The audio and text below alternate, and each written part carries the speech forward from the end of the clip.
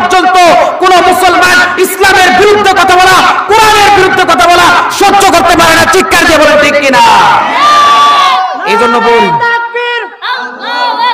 দিন ইসলাম, দিন ইসলাম জিন্দাবাদ, জিন্দাবাদ। ইসলামের শত্রুরা নারে তাকবীর। সম্মানিত হাজিরিন, আমি বেশি আলোচনা করব না, কারণ হুজুর এসে পৌঁছতে। এজন্য আমি আপনাদেরকে বলবো, আপনাদের সামনে যে সবকটা দিয়ে গেলাম আপনারা সকলে যথেষ্ট পরিমাণে মানার চেষ্টা করবেন। 5 ওয়াক্ত নামাজ এমন ভাবে আদায় করবেন যে নামাজ আপনাকে যেন গুনার কাছ থেকে হেফাজত করতে পারে। যদি না পারে তাহলে নামাজ কিন্তু হবে না।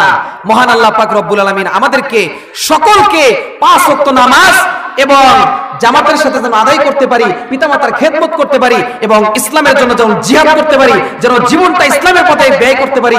মহান আল্লাহ পাক রব্বুল আলামিন আমাদেরকে সকলকে তৌফিক করুক। সকলে বলেন আমিন। এবং পিতামাতার জন্য সকলে দোয়া করবেন।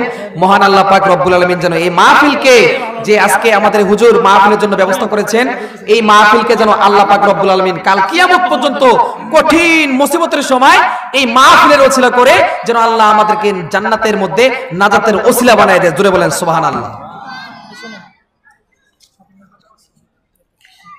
সম্মানিত হাজিরিন,